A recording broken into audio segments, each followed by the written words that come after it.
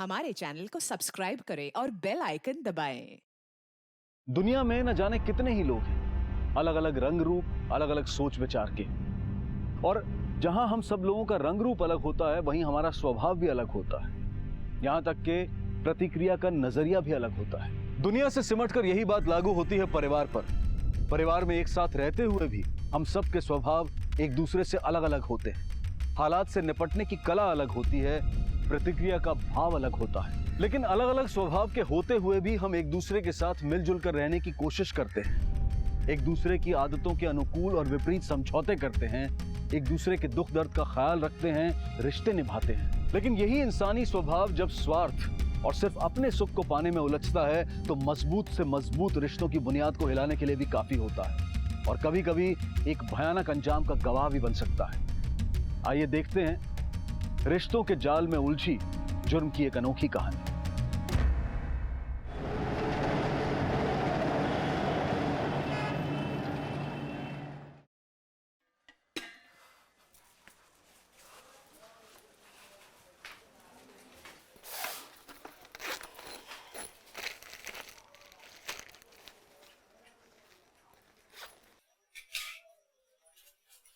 ये फालतू का काम छोड़, कोई ढंग का काम ढूंढ ले। एक गोष्ट जागेवर सापडत नाही या घरात। 500 रुपए रखे थे, कहां गए?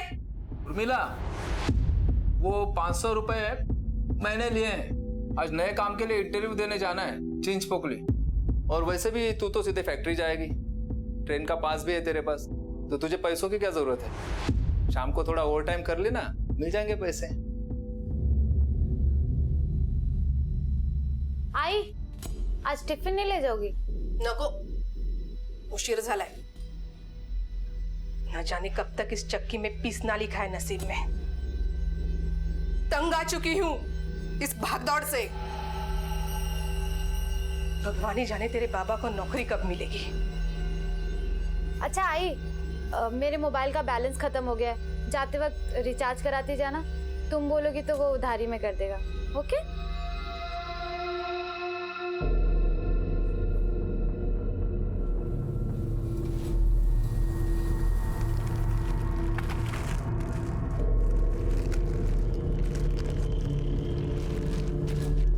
मावशी, ते मागे मोजून घ्या हा।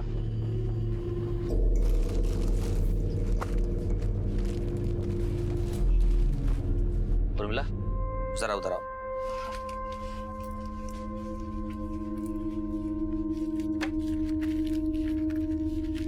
उर्मिला, ये जोगेश्वरी में तिवारी बाबू को देना है, और ध्यान से। हाँ हाँ ठीक है, जाओ।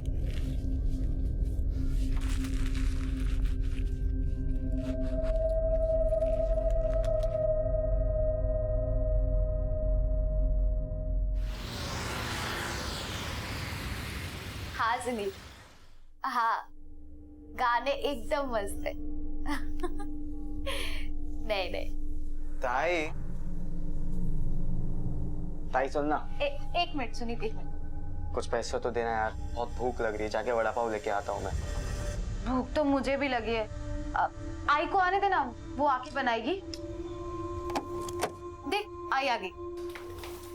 आई, इतनी देर कहाँ लगा दी? सबको भूख लगी है। क्यों? तू नहीं खाना बना सकती? जब देखो तब फोन फोन फोन। हाँ सुनिए,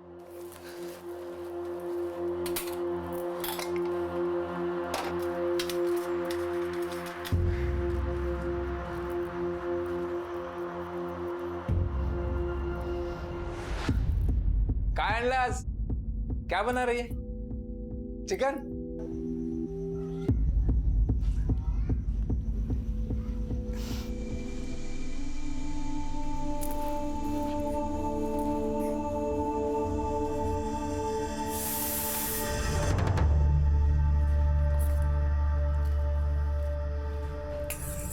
आई, कल सुनील के आई बाबा आ रहे हैं, शादी की तारीख पक्की करने। कल जल्दी आ जाना। हाँ, और कल खाने में कुछ स्पेशल बनाना। ओके? हाँ हाँ, आ जाएगी, आएगी क्यों नहीं। सुन, कल आते वक्त थोड़ा पैसों का बंदोबस्त भी करते आना। अरे अच्छा खाना बनाना पड़ेगा ना, समझे आ रहे हैं। तुम्हारे इंटरव्यू का क्या हुआ? वो हमेशा की तरह मेरे जाने से पहले दे दी नौकरी किसी को। आना जाना सब फोकट गया। संतोष को लेके गया था साथ में, उसको खिलाया पिलाया, जेब में एक फूटी कौड़ी नहीं बची। मुझे दे।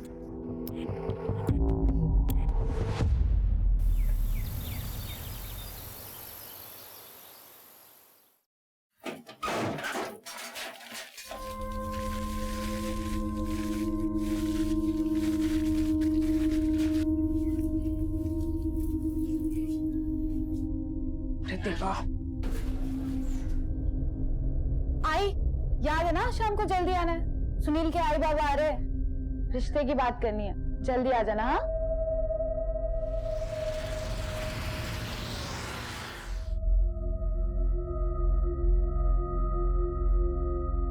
The number you are trying to call is currently switched off. Please try again later.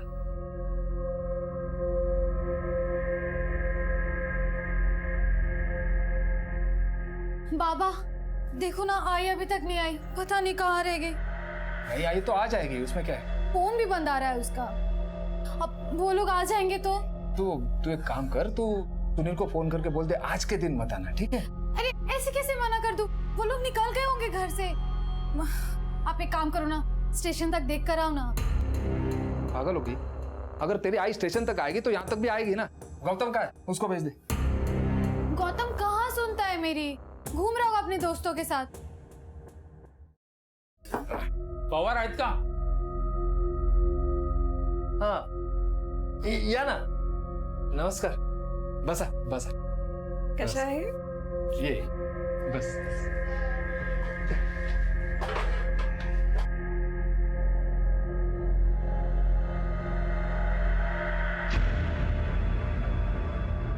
काय झालं? क्या हुआ? आप लोग कुछ चिंता में दिख रहे हैं। उर्मिला ताई कुठे आहे? आई बस आती होगी। तिची आई अजून कामावरून आली नाही, बस आ जाएंगे, उसमें क्या है? तो फिर हम लोग बातें शुरू करते हैं ना। हाँ आई के आने तक वेट करते हैं, बस आती ही होगी, फिर बातें कर लेंगे। जैसी तुम्हारी मर्जी। मैं फोन लगाया हूँ पर लगा नहीं, फिर से लगा दूँ। मैं आप लोगों के लिए पानी लेकर आती हूँ।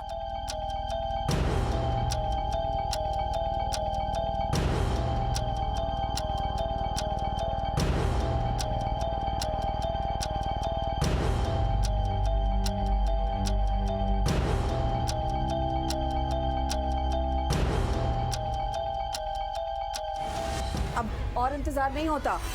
उर्मी आएगी ना तो भेज देना उसको, बाकी बातें हम बाद में देखेंगे। चलो चल रे सुनील, निघूया आपण। मुझे नहीं लगता जब तक आपकी पत्नी आती हम कोई फैसला कर सकेंगे, क्योंकि सब फैसला आपकी पत्नी के हाथ में है ना। खामा बुला लिया। चला रे। सुनील तो रुक, मैं देखता हूँ। बाबा,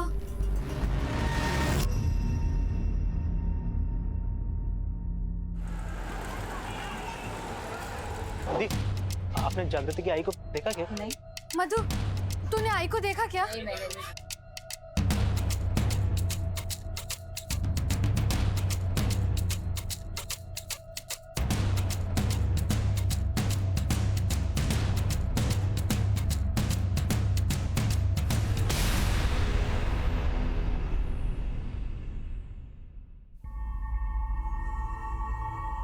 आई का यहाँ पर कुछ पता नहीं चल रहा है और तू यहाँ आराम से लेटा है।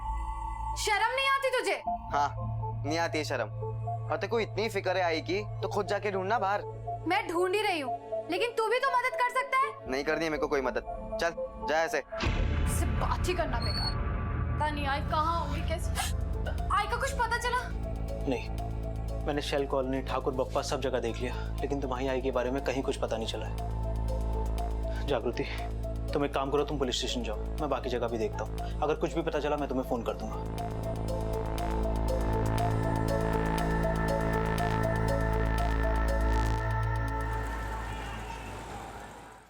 मेरी आई कल से घर नहीं लौटी सर। त्यांचं नाव आणि वय? उर्मिला सुभाष पवार, उम्र 45 साल। कहाँ से? घर से? नहीं सर, काम के लिए निकल चुकी थी आई कल रात से घर नहीं आई साहब। हमने सुबह तक इंतजार किया और अभी आपके पास कंप्लेन कराने आए हैं। कहाँ काम करती है? दीवा में श्रीकांत प्लास्टिक फैक्ट्री में काम करती है आई। कब से काम करती है वहाँ? यही कुछ 7-8 महीने से। अब उसके पहले पैसों की तंगी की वजह से मेरी माँ घर घर जाके झाड़ू बर्तन करती थी। अभी 7-8 महीने पहले उसको ये नौकरी मिली थी। घर से कब निकली थी काम के लिए? कल सुबह 9-9:15 बजे। हमने फैक्ट्री में भी फोन किया, वो वहाँ भी नहीं पहुंची। हमने सब जगह ढूंढ लिया सर, वो कहीं नहीं मिल रही। देखो तुम्हारी आई कोई बच्ची तो है नहीं, एक समझदार औरत। हो सकता है कि किसी रिश्तेदार के घर गई हो या फिर फैक्ट्री में ही रुक गई हो। एक बार फिर से फोन करके देख लो। फोन किया था सर, लेकिन उसका फोन भी बंद है। तुम्हारे पिताजी नहीं है, वो क्या करते हैं? बाबा काम की तलाश में है, अभी शिरडी गए हैं। घर में छोटा भाई है गौतम, उसने पढ़ाई छोड़ दी है, छोटे मोटे काम करता है। मेरी पढ़ाई पूरी हो गई है, एंगेजमेंट भी हो गई है, शादी होने वाली है मेरी। घर में कोई प्रॉब्लम्स, किसी से कोई दुश्मनी? नहीं सर, कोई दुश्मनी नहीं है। मेरी आई बहुत मेहनती है सर, बहुत अच्छी है। पैसों के लिए वो कभी कभी ओवर टाइम भी करती है। प्लीज सर, मेरी आई को ढूंढ दो प्लीज सर। ठीक है, इनकी डिटेल्स लिखवा दो, हम कार्रवाई शुरू करते हैं। अगर तुम्हें कोई इन्फॉर्मेशन मिले तो हमें भी बता देना। हो सर। इनके साथ जाइए। Thank you sir.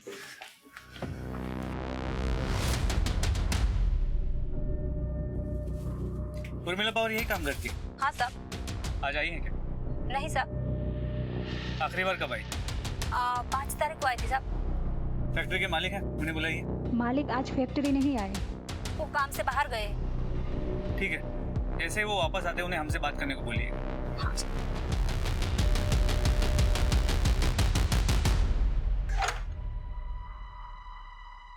Gautam, Gautam उठ, गौतम,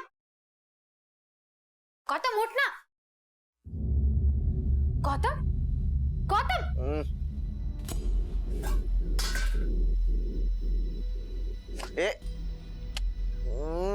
गौतम तू शराब पी के है, घर में आई नहीं है, बाबा का भी कोई पता नहीं है, और तू दारू पी कर लेटा है। शर्म नहीं आई तुझे? हाँ किट है रे तेरा। हाँ आई नहीं है ना, चल तू भी जा। मेरा आई बाबा से कोई नाता नहीं है, नफरत करता हूँ दोनों से मैं। चल। गौतम तू। सर, तुम्हारी माँ की फैक्ट्री है, तुम्हारी माँ 5 तारीख के बाद काम पे नहीं गई। कोई अंदाजा है कहाँ जा सकती? मुझे कैसे पता होगा सर, घर पे बोल के तो वो फैक्ट्री जाती थी। ये कौन है? मेरा भाई है गौतम, आई को ढूंढ ढूंढ के थक गया है इसलिए सो रहा है। मैं नहीं गया था ढूंढने आई को, छोटी बच्ची है क्या, गई होगी खुद से हम लोग को छोड़ के कहीं पे। वैसे तुम्हारे पिताजी कहाँ हैं? शिरडी से लौटे या नहीं? अभी तक नहीं आए, उनका फोन भी बंद आ रहा है। वो गए कब थे शिरडी? बाबा कल ही गए थे शिरडी। कल? कल ही तुम्हारी माँ गायब हुई और पिताजी शिरडी चले गए। ठीक है, ये पति और पत्नी दोनों गायब हैं। हो सकता है कि दोनों मिलके कोई खेल खेल रहे हैं। इस सुभाष पवार के मोबाइल की लोकेशन ट्रेस करो और एक कांस्टेबल को घर पे नजर रखने को बोलो, और इनमें से कोई भी घर पे आता है तो हमें इन्फॉर्म करने को बोलो। हो साहब। गुमशुदगी की एक सामान्य शिकायत पुलिस के पास आई थी, लेकिन जैसे जैसे तहकीकात आगे बढ़ रही थी कई सवाल खड़े हो रहे थे। एक सीधे साधे परिवार में पनपती उथल पुथल दिखाई दे रही थी। पुलिस के लिए महज गुमशुदगी से शुरू हुआ यह केस आगे चलकर कई सनसनीखेज मोड़ लेने वाला था, जमीर को झकझोर देने वाले कई सवाल खड़े करने वाला था।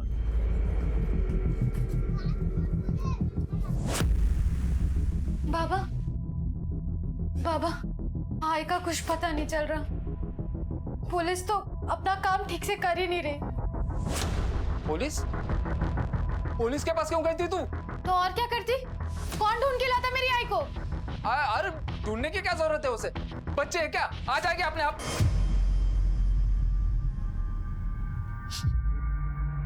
दारू पे क्या है तू? अरे हाँ पिया है मैं दारू, तुम पी सकते हो, मैं नहीं पी सकता क्या? उल्टा मुझे तो जरूरत है इस चीज की। अभी तेरी जरूरत पूरी करता हूँ। अरे बाबा, दारू, बाबा छोड़ दो, दारू बाबा छोड़ दो। जुबान लंबी हो गई है तेरी। सुभाष पवार, चला मुझे क्यों पकड़ रहे साहब? चलो ले चले सर। बाबा को कहाँ लेके जा रहे हो? बाबा, ये सब क्या है? हाँ, मेरी आई को ढूंढने के बजाय आप लोग मेरे बाबा को यहाँ उठा कर ले आए। दामा साहिब आ रहे हैं। मैं कुछ नहीं सुनूंगी, मैं अपने बाबा को यहाँ से लेके जा रही हूँ। चलो बाबा यहाँ से। क्या लगा रखा है? हम हमारा काम ही कर रहे हैं। शांति। तुम्हारी बेटी कह रही थी तुम शिरडी गए थे। बाबा अभी शिरडी गए हैं। गिनो तो ना साहब, गया था मैं शिरडी। बस से गए थे ट्रेन से? सर आप ये सब मेरे बाबा से क्यों पूछ रहे हैं? क्योंकि झूठ बोल रहा है तुम्हारा बाप। ये शिरडी विरडी कहीं नहीं गया था, सच बोल रहा हूँ ना मैं। हो सर, मैं नहीं गया था शिरडी। महीने में एक आध बार थोड़ी दारू पी लेता हूँ मैं, घर पर पता ना चले इसलिए शिरडी का नाम लेके घर से निकलता हूँ। सर मुझे आपको कुछ बताना है। आई का एसएमएस आया मुझे थोड़ी देर पहले। लिखा है वो नासिक में है और खुश है। फिर दिक्कत क्या है?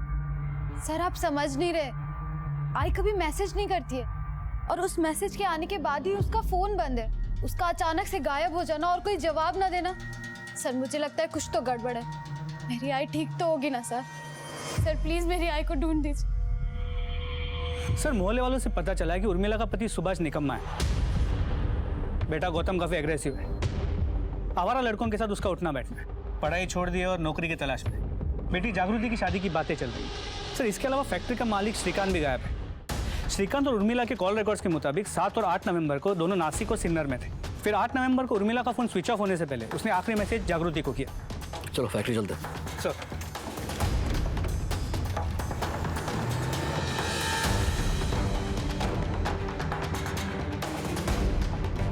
श्रीकांत वो रहे शाह। ओ सर। सर श्रीकांत आमरे जी। कहाँ गायब थे इतनी दिनों से? सर गायब नहीं, काम से बाहर गया था, लेकिन मैं पुलिस स्टेशन आने ही वाला था आपके पास। वैसे गए कहाँ थे? सर मेरा काम है, मुंबई से बाहर आना जाना लगा रहता है। बात क्या है? बात यह है कि एक औरत है उर्मिला पवार, जो तुम्हारी फैक्ट्री में काम करती है। हाँ 6 तारीख से गायब है और तुम भी 6 तारीख से गायब थे। कहाँ थे? सर मुंबई के बाहर ही गया था, नजदीक में। मैं बताता हूँ तुम्हें तुम कहाँ थे। पहले तुम नासिक गए, बाद में सिन्नर गए और तुम्हारे साथ उर्मिला भी थी। सही बोल रहा हूँ ना मैं? सर ये सारा चक्कर उन रुपयों से शुरू हुआ। दरअसल 5 तारीख को उर्मिला फैक्ट्री आई। मैंने उसे 2 लाख रुपए दिए थे एक पार्टी को पेमेंट करने के लिए, लेकिन 6 तारीख को पार्टी का फोन आया। श्रीकांत ये क्या है? अरे 2 लाख में ये औरत 10,000 रुपए पूरे कम लेकर आई है। अगर मैं चेक नहीं करता मेरा तो घाटा हो गया था ना। उर्मिला, ये तिवारी बाबू क्या बोल रहे हैं? कल रात मेरे पति ने पैसे देख लिए थे, ये उसी का काम है। मुझे माफ कर दो साहब। अच्छा ठीक है, कोई बात नहीं, तुम तिवारी बाबू को फोन दो। बोलो। अरे तिवारी जी, देखिए जो आपका 10,000 बाकी है वो अपन अगले हिसाब में जोड़ लेंगे। आप मैडम को जाने दो। हाँ कोई बात नहीं।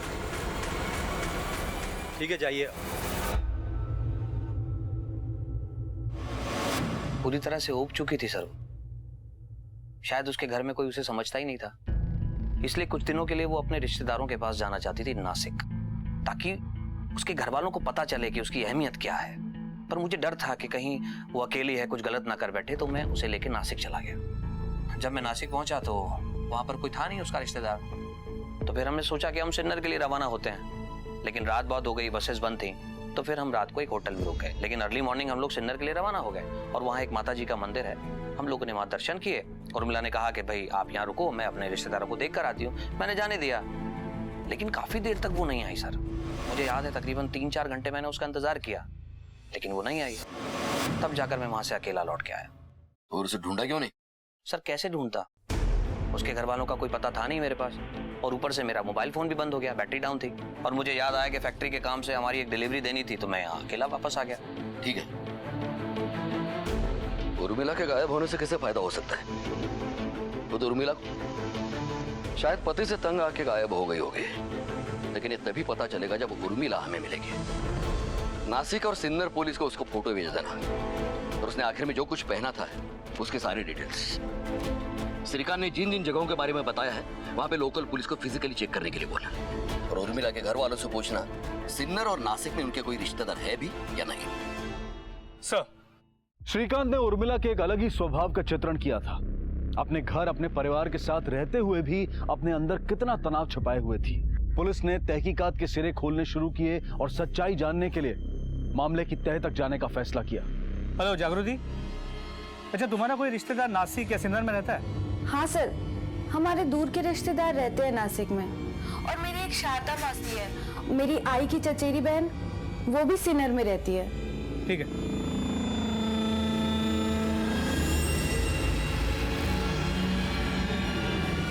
हाँ साहब, आया था साहब। उसके साथ एक औरत भी थी साहब। पक्का यही आदमी था? हाँ साहब, यही था। ये आदमी आया था यहाँ पर? हाँ साहब, इसके साथ में एक स्त्री भी थी और इस आदमी ने काफी देर तक उस स्त्री का इंतजार भी किया था।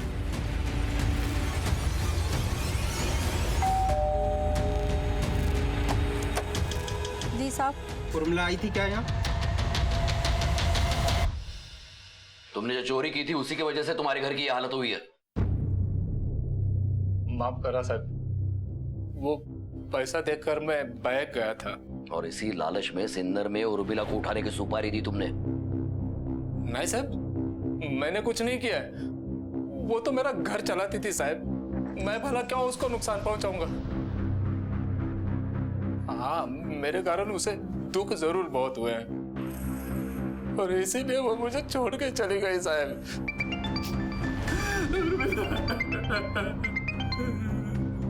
हेलो, ठीक है सर। गौतम दीवा की फैक्ट्री के पास देखा गया।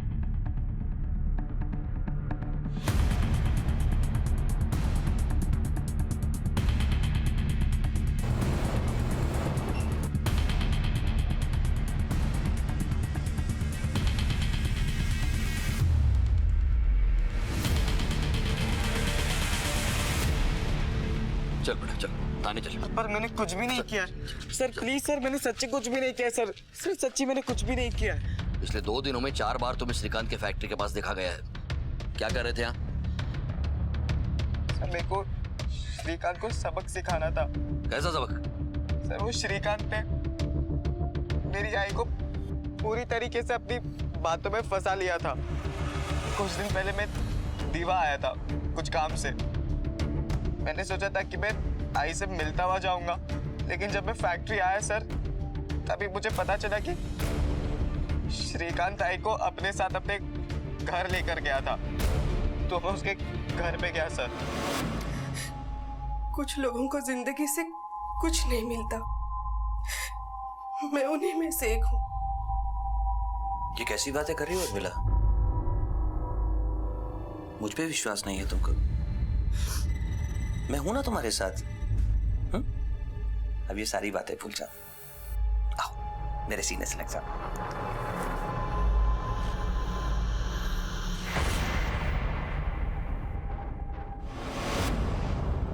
सर मैं उस श्रीकांत से अपना बदला लेकर रहूंगा, नहीं छोड़ूंगा मैं उसको। तो ये पहले क्यों नहीं बताया? सब मैं नहीं चाहता था कि मेरी आई की बदनामी हो, लेकिन ये बात मुझे पता है कि श्रीकांत ने मेरी आई के साथ कुछ ना कुछ किया है। न जाने मेरी आई कहाँ पर है।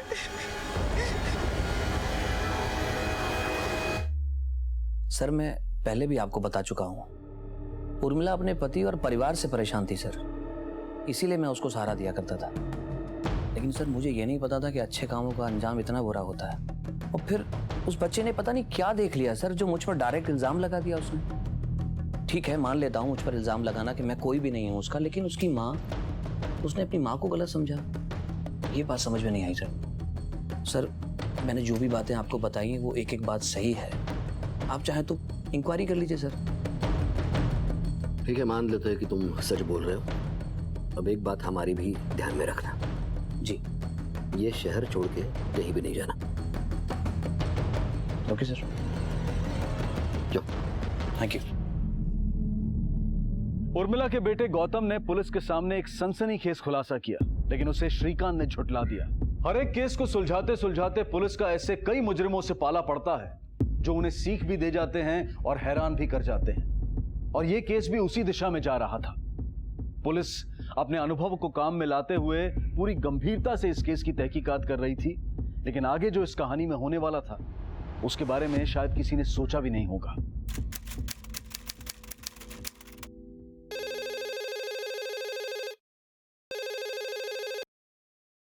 हेलो साहब, कलवा खाड़ी के पास कुछ अजीब सी चीज पड़ी है, गंदी बदबू मार रही है। ठीक है, अभी हम लोग आते हैं।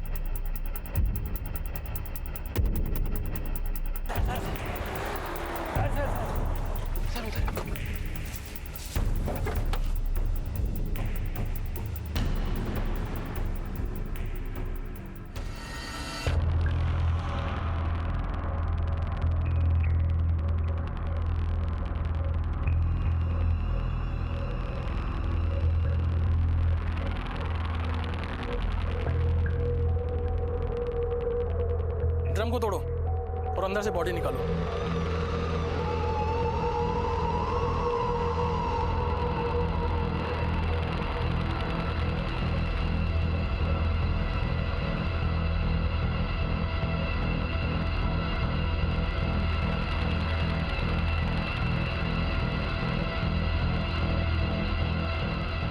बॉडी को पोस्टमार्टम के लिए भेजो।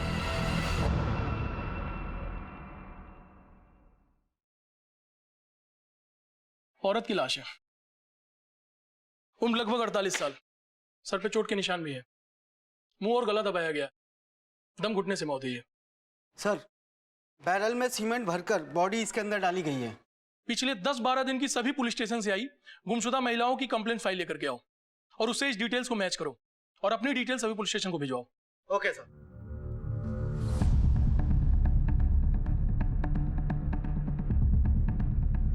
सर, ऐरोली पुलिस को खाड़ी के पास एक लाश मिली जिसकी डिस्क्रिप्शन उर्मिला से मैच करती है। ऐरोली में? उर्मिला तो चेंबूर में रहती है और काम करती है दीवा में। ऐरोली इन दोनों के बीच में पड़ता है। अगर ये उर्मिला की ही लाश है तो खूनी भी आसपास ही होगा। तुम एक काम करो, तुम श्रीकांत और उर्मिला की फैमिली को पुलिस स्टेशन बुला लो बॉडी पहचानने के लिए। सर,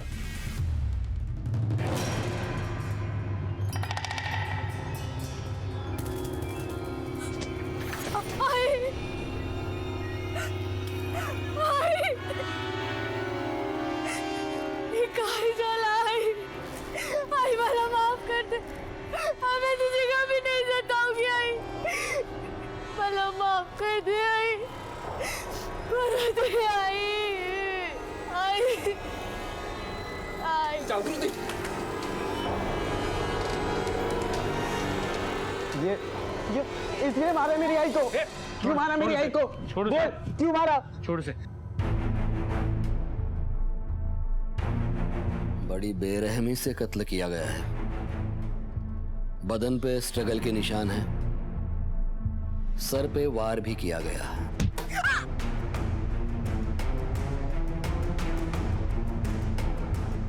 उसके बाद उसका गला और मुंह दबाया गया है। दम घुटने से मौत। उसके बाद उसके हाथ पैर बांधकर उसे ड्रम में, मतलब बैरल में डाला गया। उसके बाद सबूत मिटाने के लिए बैरल में सीमेंट डाला गया।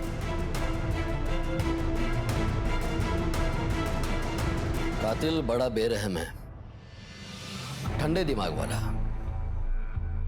a cool-minded murderer.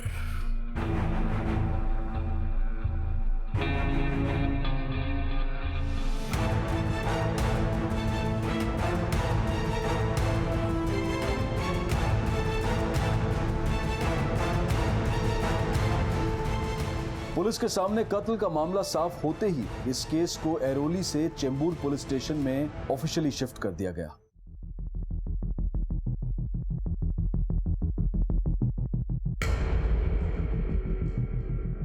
Sir, postmortem report के मुताबिक मौत 8 दिन पहले हुई, मतलब 6 नवंबर को, ठीक उसी दिन जिस दिन उर्मिला घर से निकली थी। इसके 3 पहलू हो सकते हैं कदम। पहला श्रीकांत, जो हमें घुमा रहा है, जिसके खिलाफ कोई ठोस सबूत नहीं है हमारे पास। दूसरा सुभाष, उर्मिला उस श्रीकांत के अफेयर के वजह से वो भी उसे मार सकता है। और तीसरा, हमें गुमराह करने के लिए उर्मिला की जगह किसी और को मारकर उसे उर्मिला की आइडेंटिटी देके खुद उर्मिला किसी और जगह अपनी अलग आइडेंटिटी से रह रही होगी। उर्मिला की फैमिली का डीएनए बॉडी से मैच करवा लो। जी सर। नासिक में श्रीकांत और उर्मिला जहां जहां घूमे वहां का सीसीटीवी फुटेज मिला? सर श्रीकांत के बयान के मुताबिक और कॉल रिकॉर्ड से जो लोकेशन मिले वहां कहीं पे भी सीसीटीवी कैमरा नहीं मिला। उर्मिला का मर्डर अगर 6 तारीख को हुआ है तो 7 और 8 तारीख को श्रीकांत किसके साथ घूम रहा था? फिर से नासिक जाओ, फिर से पूछताछ करो उर्मिला का फोटो लेके। और 10 तारीख को सातारा में उर्मिला का फोन क्या कर रहा था? या तो चोरी हो गया होगा या फिर उसे कोई घुमा रहा होगा। हम किसी को क्लीन चिट नहीं दे सकते। मर्डर लोकेशन फिर से टटोलना होगा श्रीकांत के साथ। उसे कुछ तो हड़बड़ाहट होगी और हमारे हाथ से कुछ छूटा तो नहीं, इसका क्रॉस चेकिंग भी हो जाएगी। सर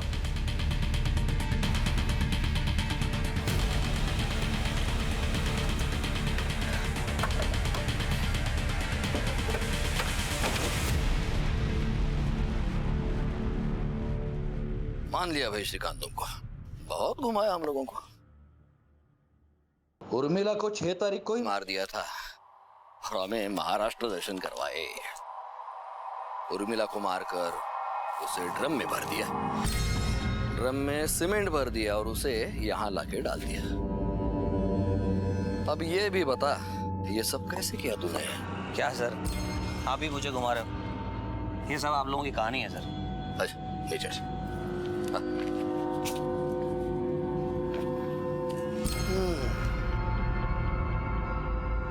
अच्छा वो टेम्पो कहाँ से लाए थे? टेम्पो था या मिनी ट्रक था या वैन? भाड़े पे लाए थे ना? सर मुझे समझ में नहीं आ रहा आप कह क्या रहे हैं। एक तो लाश, वो भी ड्रम में भरी हुई, उसमें सीमेंट भरा हुआ। मतलब ये एक आदमी का काम नहीं हो सकता। और कौन था साथ में? सर मैं आपको पहले ही कह चुका हूँ, ये सारी मनगढ़ंत बातें हैं आपकी। मुझे समझ में नहीं आ रहा आप कहना क्या चाहते हैं। 12 तारीख को कहाँ थे तुम? 12 तारीख को दीवा में था मैं। कमांडर की बात ही समझेगा ये।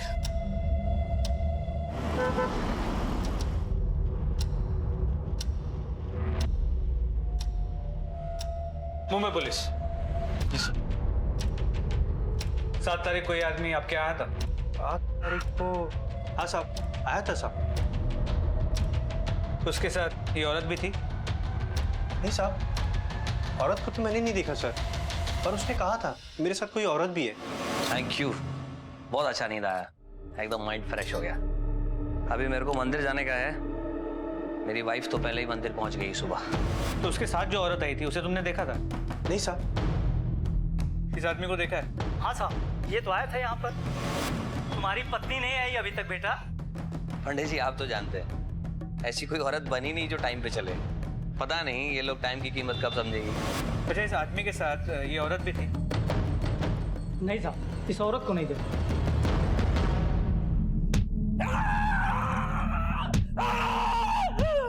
बस बस बस बस बस कमांडर, बस थोड़ा आराम करा।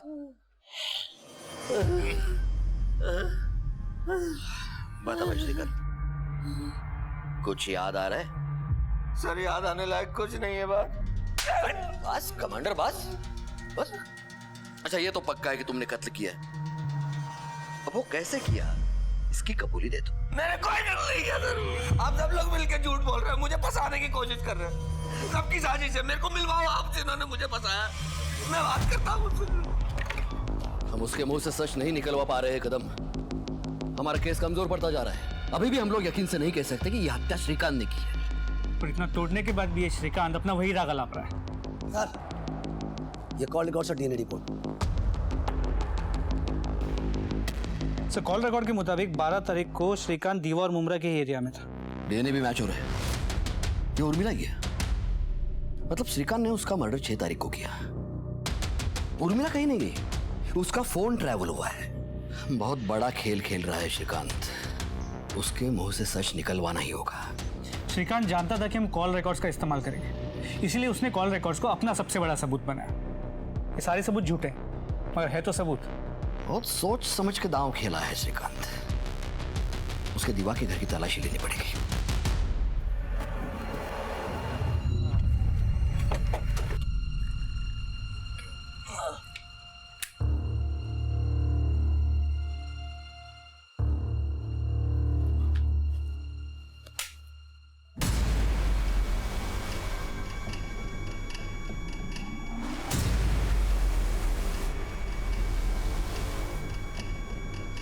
अंदर लो उसे।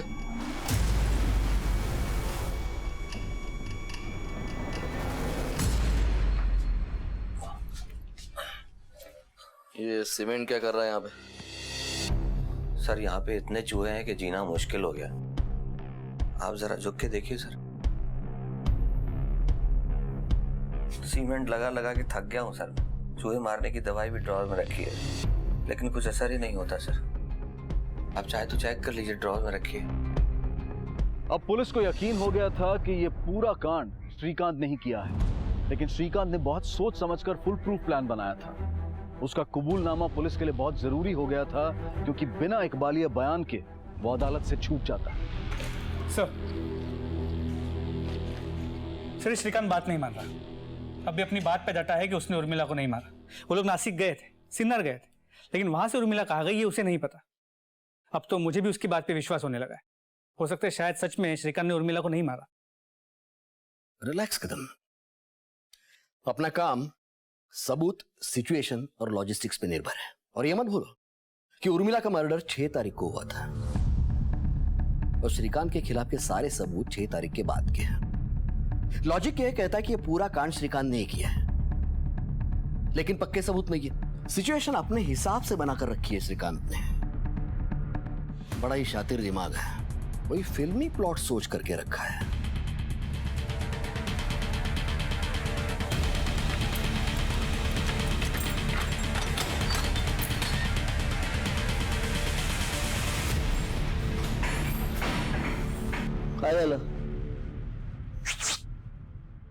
क्या किया? कुछ नहीं किया। पुलिस मुझे मर्डर के झूठे केस में फंसा रही है। मैंने कुछ भी नहीं किया। अरे यहाँ ऐसे ही होता है। सच झूठ कोई मायने नहीं रखती। सबूत होना चाहिए, और सबूत कोर्ट में पेश करने के लिए अच्छा वकील होना चाहिए। हाँ, वरना पुलिस है ना, ये सबूत को तोड़ मरोड़ के कोर्ट में पेश करती है। तेरे को एक बात बताऊं क्या? अपन एक को मार के आए हैं, लेकिन अपन का वकील है ना, कानून के चोर रास्ते से अपन को यहाँ से छुड़ाएगा। वो कैसे? कैसे? क्या नाम बताया तूने? श्रीकांत। वो कहावत तो पता है ना, डॉक्टर और वकील के सामने नंगा होना पड़ता है।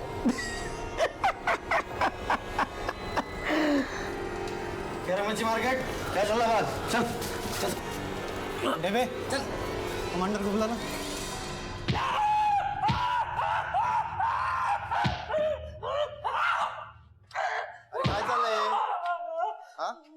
क्या चल रहा है? आदमी अपना जुर्म कबूल नहीं कर रहा, मतलब मार दोगे क्या उसे? देशपांडे, अपनी ये बहस कोर्ट के लिए बचा के रखना। हमारा काम क्या है, कैसे करना है, हमें अच्छी तरह से पता है। तुम दखल अंदाजी ना करो तो ही अच्छा है। शिंदे साहब, इसलिए तो पुलिस कटघरे में खड़ी पाती है खुद को। अमानवीय अत्याचार का केस बन सकता है तुम पर, और जब तक किसी भी इंसान के खिलाफ कोई सबूत नहीं होते, कानून उसे दोषी नहीं मान सकता। और आप ऐसे किसी को भी रिमांड में लेके सिर्फ पूछताछ कर सकते हो, मार नहीं सकते। हे बघा, ही तुमची केस नाही आहे, तुम्ही तुमच्या केस बद्दल बोला। न्यायालय लॉकअप बता।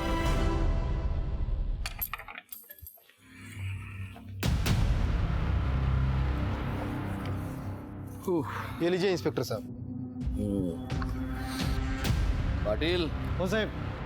काढा बाहेर त्याला।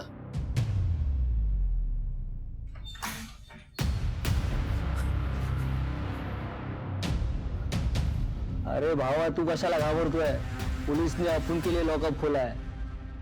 तेरे को बोला था ना, देशपांडे वकील, वो देख, अपन की जमानत भी हो गई और अपन को फांसी के फंदे से भी बचाएगा। हाँ हाँ साहब, आलू ना। वकील साहब, तू जा।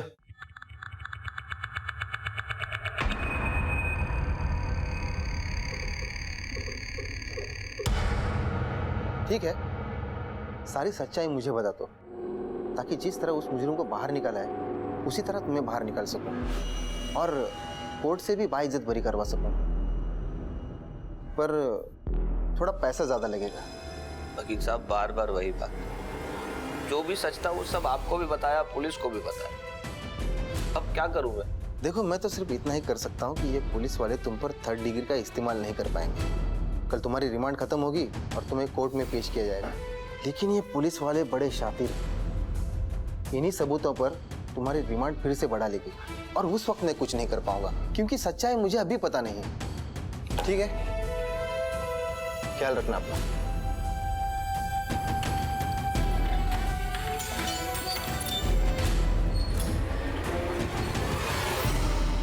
नसीब वाला है साल, उस वकील की नजर पड़ गई, वरना मार मार के अब तक पूरा सच उगलवा दिया होता। मिलेगा, पूरा मौका मिलेगा तुम्हें कदम। फिलहाल अपना केस थोड़ा कमजोर है। कल रिमांड खत्म होते ही मैं एक्सटेंशन ले लूंगा, फिर कोई वकील इसे बचा नहीं पाएगा। सर सर सर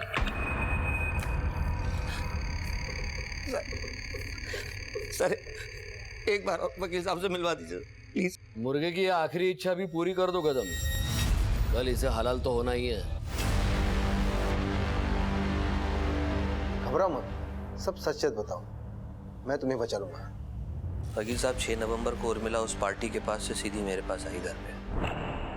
बाकी सब कर सकते हो, शादी क्यों नहीं कर सकते? श्रीकांत, मैं तंग आ चुकी हूँ इस दोहरी जिंदगी से। मैंने अपना सब कुछ अपने पति पर न्यौछावर कर दिया और उसके बदले मुझे क्या मिला? सिर्फ धोखा। उर्मिला, हमारा रिश्ता प्यार का रिश्ता है, लेकिन इसमें शादी कहां से आ गई? अच्छा, तो तुम मेरा इस्तेमाल कर रहे थे। अब मैं तुम्हारे पत्नी को बताऊंगी, पूरे समाज को बताऊंगी तुम कितने घटिया इंसान हो। तुमने मुझ पे हाथ उठाया श्रीकांत, अब मैं तुम्हें नहीं छोड़ूंगी। अब तो तुम गए, अब देखना मैं क्या करती हूँ। मुझे याद आया, मेरे बीवी बच्चे हैं, उनका क्या होगा अगर मुझे फांसी हो गई तो? मैंने तुरंत उर्मिला की लाश को एक ड्रम में डाल दिया। दिमाग ने काम करना बंद कर दिया था सर। खुद को रिलैक्स करने के लिए मैंने टीवी खोला तो उसमें एक मूवी आ रही थी। उसमें एक हीरो एक मर्डर को छुपाने के लिए लाश को दफना देता है, फोन को घुमाता है और बहुत सारे झूठे सबूत इकट्ठे करके पुलिस को गुमराह करके बच जाता है। मैंने भी बिल्कुल वैसा ही किया, लेकिन लाश सड़ने लगी थी सर, तो मैंने सीमेंट घोलकर उसको ड्रम में भर दिया ताकि मोहल्ले वालों को पता न चल जाए। एक बार उर्मिला ने मुझसे कहा था कि नासिक और सिन्नर में उसके कुछ रिश्तेदार रहते हैं। उसी दिन मैं दोनों के फोन लेकर नासिक के लिए निकल गया और वहाँ साईं राम नाम की एक लॉज है, वहाँ मैंने एक रूम ले लिया और दोनों के नाम से एंट्री कर दी। बातों ही बातों में मैंने मैनेजर को ये यकीन दिला दिया कि मेरे साथ एक औरत भी है, और अगले ही दिन चेकआउट करके मैं सिन्नर निकल गया और वहाँ एक मंदिर में जाकर बैठ गया और पंडित जी को भी ये यकीन दिला दिया कि मेरे साथ एक औरत आई हुई। वहाँ से आने के बाद मैंने देखा कि सीमेंट जम चुका था, कोई ना पहचाने, इसलिए लॉन्ग रूट के दीवा से कोल्हापुर जाने के लिए एक टेम्पो वाले से बात की। उसको मैंने समझाया कि मेरी फैक्ट्री का कुछ बेकार सामान है, इसको डिलीवर करना है, और वो मान गया। और फिर मैं वहाँ से और ड्रम डाल के निकल गया और फिर टेम्पो ऐरोली की खाड़ी के पास छोड़ दिया और वहाँ से ढलान से ड्रम को धकेल कर मैं आगे ले गया खाड़ी की तरफ, और फिर खाड़ी में धकेल दिया। सोचा था खाड़ी का पानी उस ड्रम को निगल लेगा। तुम्हारा एग्जीक्यूशन ऑफ प्लान तो काबिल तारीफ था, लेकिन 10 तारीख को उर्मिला का फोन 17 में एक्टिवेट हुआ, जबकि तुम मुंबई में थे। तुमने किसी को वहां फोन देके भेजा होगा। नहीं सर, मैं खुद 17 गया था और अपना फोन यहाँ अपने एक दोस्त को देकर गया था। नीलेश यार, तू मेरा फोन रख, देख मैं 1-2 दिन के लिए बाहर जा रहा हूँ, लोग क्या है ना बहुत डिस्टर्ब करते हैं, इस फोन को बस तू ऑन रखना। मैंने ही 17 में उर्मिला का फोन ऑन किया था और फिर वापस आकर अपने दोस्त से अपना फोन ले लिया। श्रीकांत, तुमने प्लान तो फुल प्रूफ बनाया था, लेकिन एक गलती कर दी, सारी सच्चाई पुलिस को बता दी।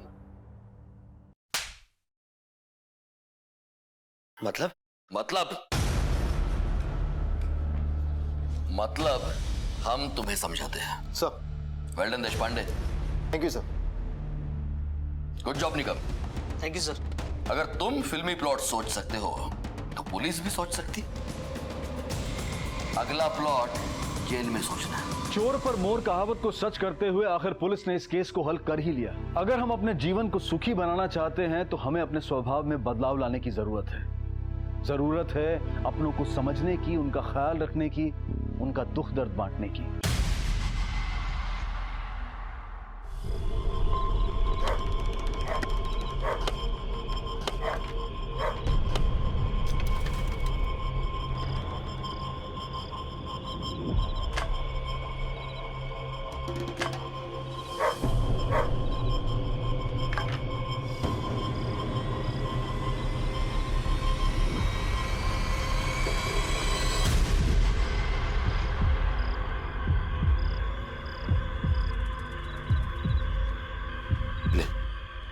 ये लेप लगा दे पूरे शरीर पे।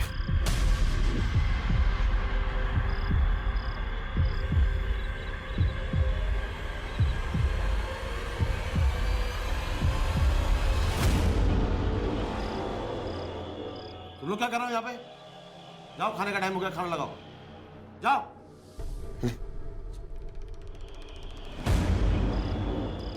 पूरे शरीर पे लगा अच्छे से।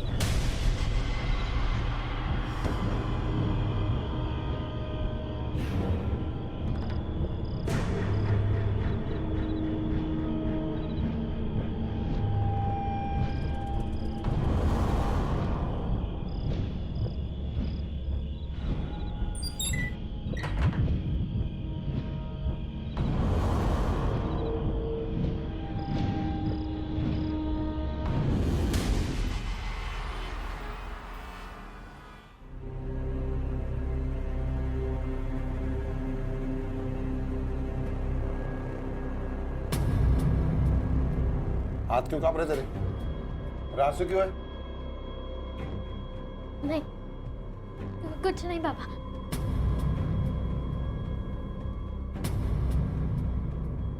कितनी बार बोला तुझे खाने के पीछे पानी नहीं पीते? ऐसे मॉल में खाना बिना पानी के गले से नीचे नहीं उतर रहा है। तो मत खाओ।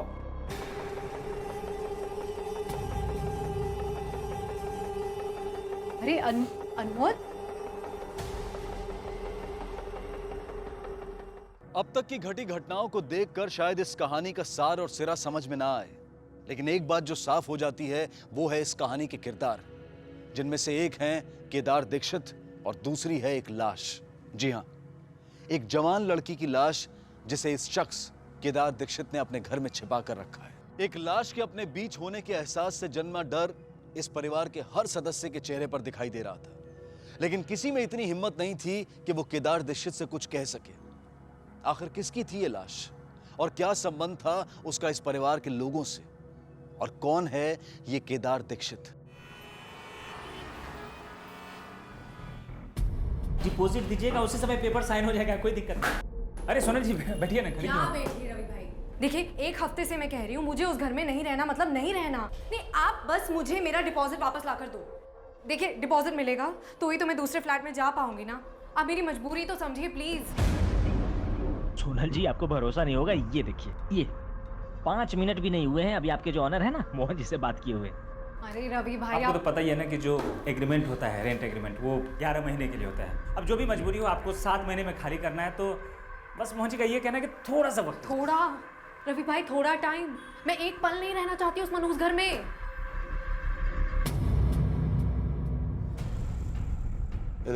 एनवेलप में चिट्ठी है। जी सर। अर्जेंट है, कोई लापरवाही नहीं होनी चाहिए।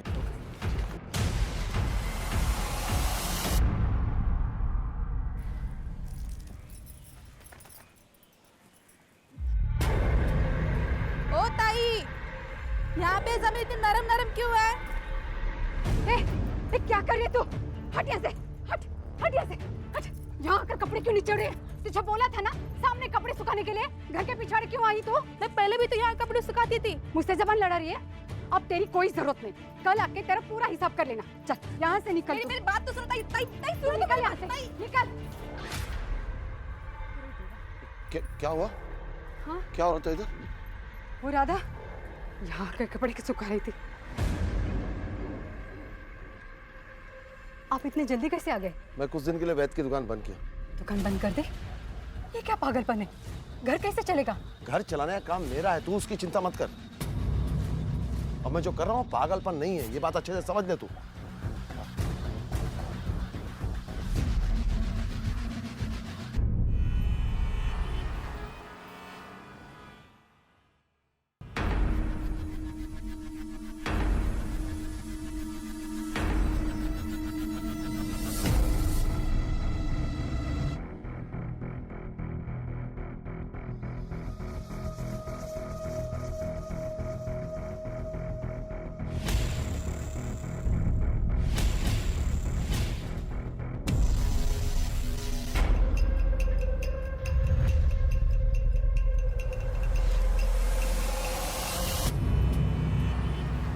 अरे मैडम, आप अपने घर के सारे पंखे निकलवा रही हो और आपके घर में तो एसी भी नहीं है। आप इतनी गर्मी में रहोगी कैसे? भैया तुम फ्री में काम करते हो? नहीं तो मैडम, पैसे लेता हूँ। तो मुंह बंद करके अपना काम करो और मुफ्त की राय मत दो। जी मैम सर। चलो दूसरे कमरे में। जी। हेलो कालिंदी, अच्छा सुन, जब तक मुझे दूसरा पीजी नहीं मिलता मैं तेरे घर पे रह सकती हूँ क्या? अरे मेरे घर दीदी और जीजा है, तुझे तो पता है। मैं कोई और ऑप्शन ढूंढती हूँ। Okay bye.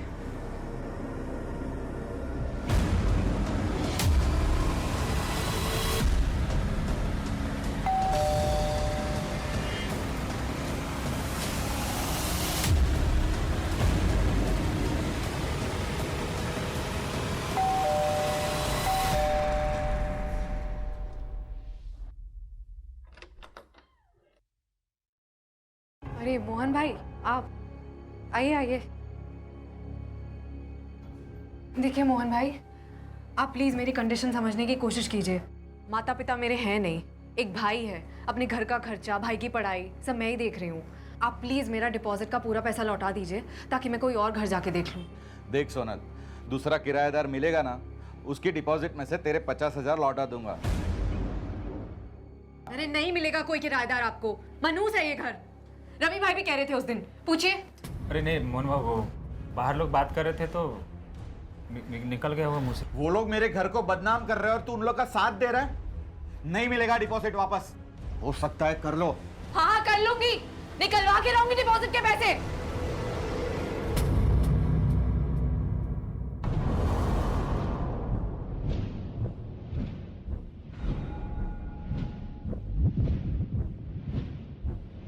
अहो, अनमोल स्कूल से घर आया ही नहीं। वो अपने दोस्त यश के यहाँ रुका है और कह रहा है कि यहाँ आएगा ही नहीं।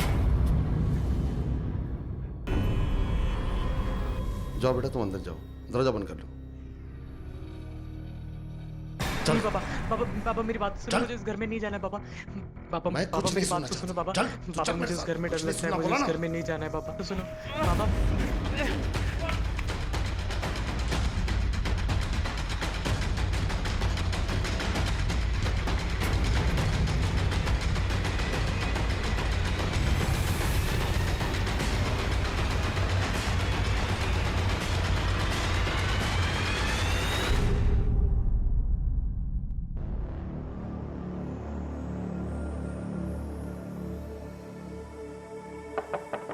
अनमोल,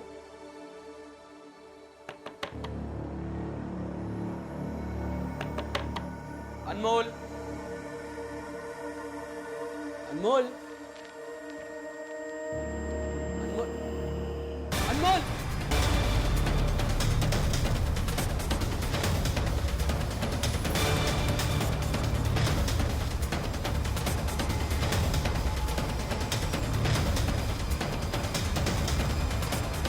दरवाजे पर पोस्ट एंट्री नहीं दिख रही। ये चिट्ठियां चीफ मिनिस्टर, होम मिनिस्टर और कमिश्नर साहब को लिखी गई हैं। भेजने वाले का नाम केदार दीक्षित है, खोपोली का रहने वाला है। अर्जुन, खोपोली चल के इन चिट्ठियों की सच्चाई के बारे में पता करना पड़ेगा। चलो। हेलो, पीएसआई पाटिल बोलता है का? हाँ जी पाटिल बोल रहा हूँ। मैं क्राइम ब्रांच में पीएसआई अर्जुन लोखंडे बोलता हूँ। हाँ बोलिए लोखंडे जी। अच्छा, आपके पुलिस स्टेशन के एरिया में कोई केदार दीक्षित नाम का आदमी रहता है क्या? केदार दीक्षित? हम तो केदार दीक्षित के घर पर ही हैं। क्या?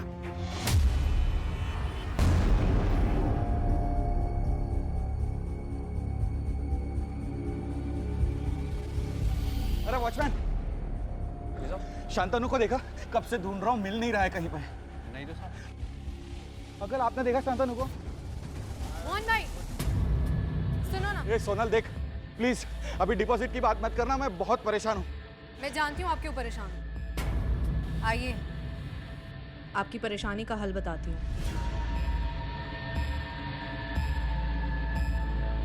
क्या हुआ? क्या बोल रही थी तुम? आप अपने बेटे को ढूंढ रहे हो ना? कहाँ है मेरा बेटा? घबराओ मत, आपका बेटा मेरे पास डिपॉजिट है। आप मेरा 50,000 रुपए का डिपॉजिट ले आओ और अपना डिपॉजिट ले जाओ। 50,000 रुपए के लिए तू उस हद तक गिर गई कि मेरे बेटे को किडनैप कर लिया? अपने बेटे पर बात आई तो आपने भी हाथ पार कर दी, गला पकड़ लिया मेरा। वो 50,000 रुपए मेरे लिए भी बहुत कीमती हैं। तो मोहन भाई मुझे मेरा पैसा लाके दो और आपका बेटा आपके घर पहुंच जाएगा।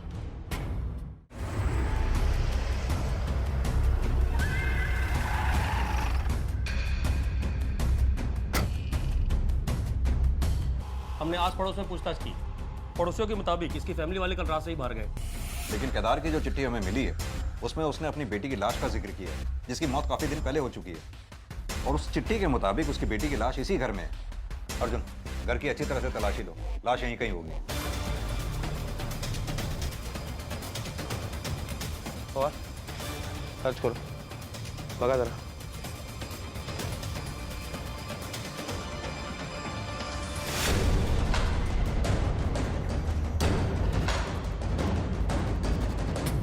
सर मैं दोस्त हूँ अनमोल का, अपने नोट्स लेने आया था। यहाँ आकर देखा तो अनमोल की लाश पड़ी थी।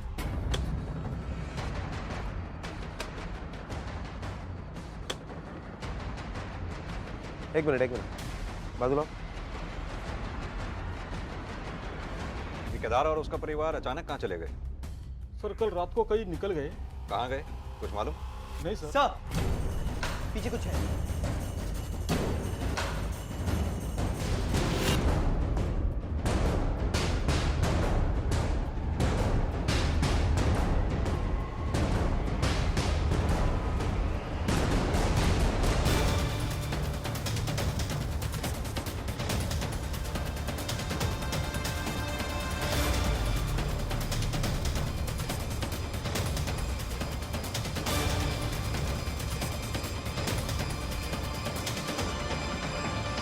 सर ये नीतू है, केदार भाई की बेटी।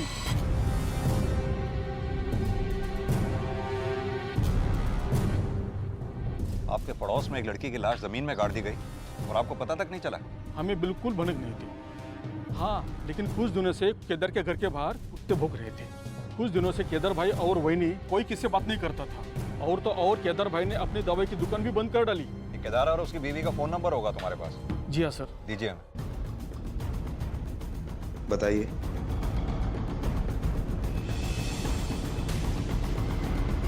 सर फोन स्विच ऑफ है।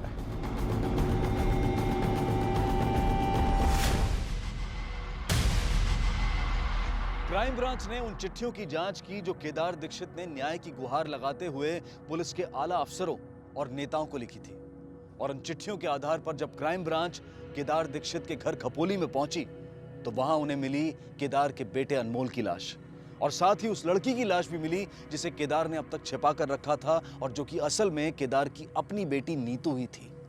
अगर कुछ नहीं मिला था तो वो था खुद केदार दीक्षित और उसका परिवार जो अचानक कहीं गायब हो गया था।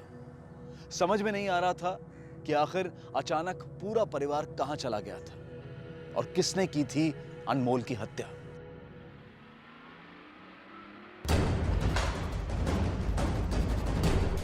यही है वो लड़की।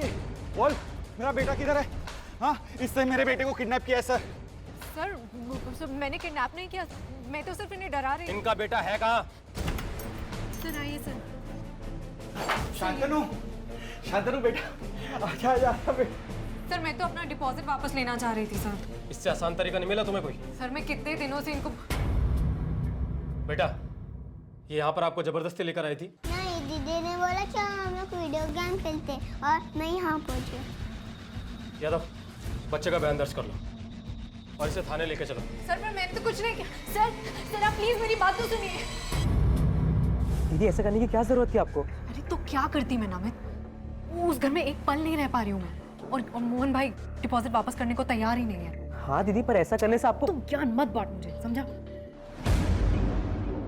तू एक काम कर, तू रवि भाई से जाके मिल और उन्हें बोल कि मोहन भाई को समझाए कि ये केस वापस ले ले। ठीक है।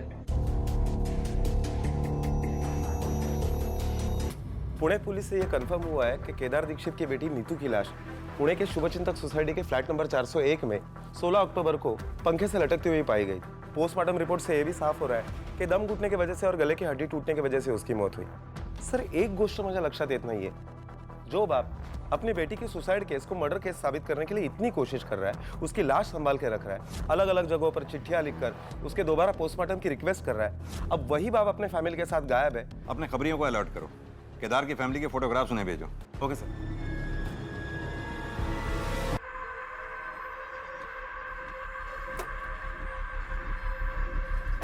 ये अनमोल दीक्षित का घर किधर है? काय झाला?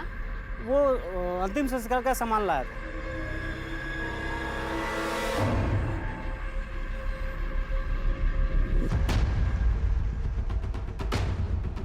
किसके कहने पे लेके आया ये अंतिम संस्कार का सामान? यहाँ भी पोस्टमार्टम नहीं हुआ, फैमिली वालों का कुछ पता नहीं, और तू अंतिम संस्कार का सामान लेके आ गया। किसने कहा था लाने के लिए? ये एड्रेस है, कल आप अंतिम संस्कार का सारा सामान इस एड्रेस पे पहुंचा देना। पैसे आपको डिलीवरी के टाइम ही मिल जाएंगे। क्या यही लड़का था वो? हाँ सर, यही लड़का था। सर, केदार और उसकी पत्नी कविता, इन दोनों के मोबाइल अभी भी स्विच ऑफ ही आ रहे हैं। हमने पता लगाया केदार का मोबाइल खोपोली में स्विच ऑफ हुआ था और उसकी बीवी के मोबाइल का लास्ट लोकेशन नासिक का है। सर, ये अनमोल और नीतू की पोस्टमार्टम रिपोर्ट है। रिपोर्ट के मुताबिक अनमोल की मौत रात 10 से 12 बजे के बीच में हुई है और उसकी मौत सर पर किसी भारी चीज के लगने की वजह से हुई। और नीतू की रिपोर्ट में क्या है? सर, नीतू ने सुसाइड के पहले भारी मात्रा में नींद की दवा खाई थी। उसके सिर पर अंदरूनी चोट भी थी, लेकिन नीतू की मौत की असली वजह फांसी लगना है। लेकिन वो सुसाइड करने के लिए ये सब क्यों करेगी? बड़ी अजीब बात है। पुरानी पोस्टमार्टम रिपोर्ट से नई वाली मैच नहीं कर रही। पहली पोस्टमार्टम रिपोर्ट में ना दवाइयों का जिक्र था, ना ही ब्रेन हेमरेज का। इसका मतलब केदार का दावा सही था कि उसकी बेटी का मर्डर हुआ। केदार दीक्षित और उसका परिवार या तो बहुत ही अलग और अनोखा था, या फिर इनके साथ कोई अनहोनी हुई थी। एक तरफ तो केदार दीक्षित अपनी बेटी की लाश को घर में छिपाकर पुलिस के आला अफसरों से उसके दोबारा पोस्टमार्टम की गुहार लगा रहा था। क्राइम ब्रांच के लिए ये सबसे अनोखा केस था, लेकिन उन्होंने इसे एक चुनौती की तरह लिया और तहकीकात शुरू कर दी। सर, केदार अपनी बेटी नीतू का अंतिम संस्कार नहीं करना चाहता। केदार अपनी बेटी की लाश को अपने घर में छुपा के रखना चाहता था। हो सकता है केदार और उसके बेटे अनमोल में तकरार हुई हो और केदार के हाथों अनमोल का कत्ल हो गया हो, और अब पूरा परिवार गायब है। और सबसे पहले हमें केदार और उसकी फैमिली का पता लगाना होगा, क्योंकि अनमोल के मर्डर केस में केदार और उसकी फैमिली वही सबसे बड़े सस्पेक्ट हैं। केदार दीक्षित के हाथ आए बिना इस केस का सुलझना मुश्किल था, इसलिए पुलिस ने जोर शोर से उसकी तलाश शुरू कर दी। साथ ही नीतू के कातिल और उसके कत्ल की वजह को ढूंढने के लिए क्राइम ब्रांच पुणे रवाना हुई। सॉरी सर, डॉक्टर की गलती की वजह से हम भी इस केस को आगे इन्वेस्टिगेट नहीं कर पाए, लेकिन अब हम आपको पूरा कोऑपरेट करेंगे। सर, ये वही डॉक्टर है जिन्होंने नीतू दीक्षित का पहले पोस्टमार्टम किया था। सॉरी सर, उस दिन 5-6 लाशों का पोस्टमार्टम करना था। वो शाम को मेरी बेटी की बर्थडे पार्टी भी थी, शायद जल्दबाजी में कुछ छूट गया हो। आपको जरा सा भी एहसास है आपकी इसी लापरवाही की वजह से एक मुजरिम खुला घूम रहा है? सॉरी सर, आगे से दोबारा ऐसा नहीं होगा। आगे से आप दोबारा कर भी नहीं पाएंगे ऐसा। इनके खिलाफ लापरवाही का चार्ज लगाइए। सर, आप जाइए, कोर्ट के नोटिस का इंतजार कीजिए। सर, सॉरी सर, ले जाओ इसे। दोबारा नहीं होगा ऐसा सर, प्लीज नहीं होगा सर। ये नीतू जिस फ्लैट में रहा करती थी, उस फ्लैट में नीतू के अलावा और कोई भी रहता था क्या? हाँ सर, उस फ्लैट में उसके साथ एक लड़की रहती थी जिसका नाम सोनल है।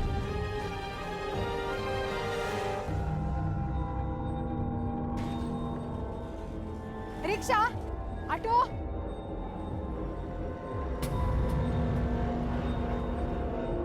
भाभी, आप लोग कहाँ थे और कहाँ जा रहे हो? हम घर जा रहे हैं। आप लोग को पुलिस ढूंढ रही है। पुलिस? भाभी, आप तो ऐसा बोल रही जैसे आपको कुछ मालूम ही नहीं है।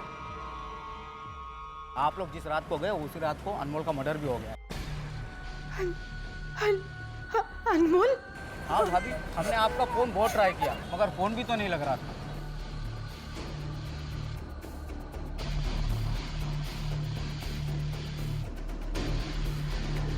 आप लोग सीधा घर चले जाओ, मैं भी पुलिस को फोन कर देता हूँ।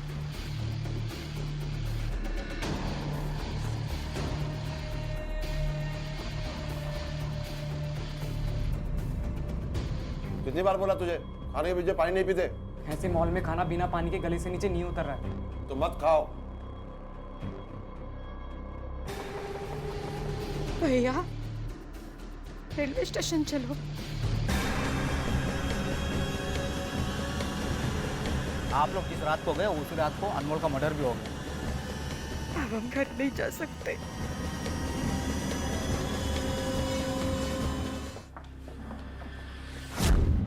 तुम इसे जानती हो? हाँ सर, ये नीतू का भाई अनमोल है। नीतू की मम्मी के साथ आया था 1-2 बार उससे मिलने। किसी ने उसका मर्डर कर दिया है। क्या? देखो सोना, नीतू की पोस्टमार्टम रिपोर्ट से ये बात साफ हो चुकी है कि नीतू का मर्डर हुआ था। अब तुम सीधी तरह से ये बताओ कि तुमने नीतू को मारा क्यों? नहीं सर, मैंने नहीं मारा सर। क्यों? जो लड़की 50,000 रुपए के लिए अपने मकान मालिक के बेटे को किडनैप कर सकती है, उसके लिए मर्डर करना कौन सी बड़ी बात है? नहीं सर, आप मेरा यकीन कीजिए सर। सर मुझे तो अभी तक यही लग रहा था कि नीतू ने सुसाइड किया था। तुम्हें ऐसा क्यों लगता था कि नीतू ने सुसाइड किया होगा? सर मैं, नीतू और रचना, हम तीनों बेस्ट फ्रेंड्स थे सर। मैं और नीतू साथ रहते थे सर, और हमारी बिल्डिंग में रचना 6th फ्लोर पर रहती थी। वो फ्लैट उसके पापा ने उसे गिफ्ट दिया था। शादी के बाद वो और उसका हस्बैंड वहीं रहने वाले थे। 2 महीने पहले उसने अपने ही फ्लैट से कूद के सुसाइड कर लिया। हो सकता है वो भी मर्डर हो।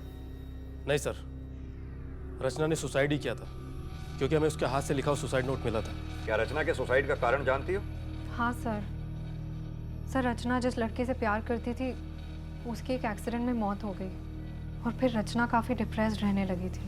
और फिर रचना के सुसाइड के बाद नीतू हमेशा सिर्फ उसी की बातें करती रहती थी सर। सर वो भी डिप्रेशन में आ गई थी। और नीतू क्या कर रही है? जल जाएगा। पागल हो गई है क्या? ध्यान कहाँ है तेरा? और फिर उसके 2 हफ्ते बाद उसने भी। देख भाई नमित, अब तो इतना लायक तो हो गया कि ट्यूशन से अपना खर्चा निकाल ले। और मेरी कौन सी सैलरी बढ़ रही है? हाँ समझा?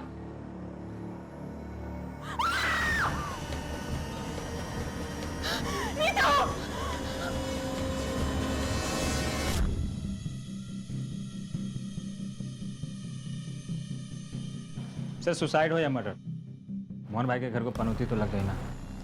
यहाँ 2 लोगों की जान चली गई, तुम्हें फ्लैट की पनौती की पड़ी है। इस फ्लैट में नीतू और सोनल के अलावा और कौन कौन आया जाया करता था? सर फिलहाल तो ये दोनों ही रहती थी, लेकिन नीतू की मौत के 10 दिन पहले तक छाया भी इन लोगों के साथ रहती थी। छाया GRT कॉलेज में इनके साथ ही पढ़ाई करती थी। अर्जुन, इस छाया के बारे में सारी इंफॉर्मेशन निकालो।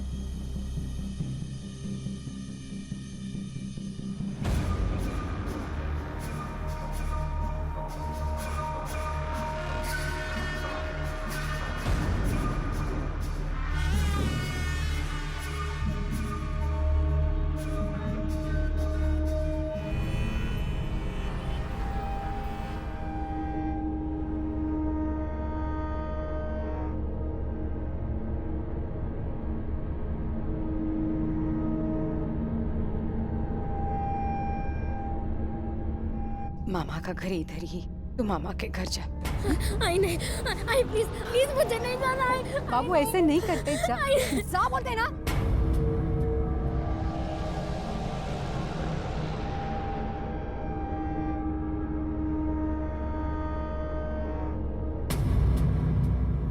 छाया, तुमने नीतू का पीजी अचानक क्यों छोड़ दिया था?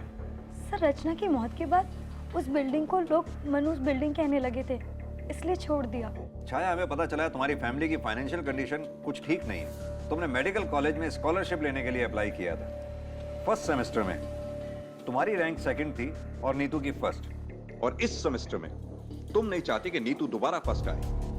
16 तारीख को जिस दिन नीतू का 1 से 3 बजे के बीच में मर्डर हुआ, उस दिन तुम उसी पीजी में देखी गई थी। तुम्हें वॉचमैन ने भी देखा था। सर मैं तो सिर्फ अपना सामान लेने गई थी।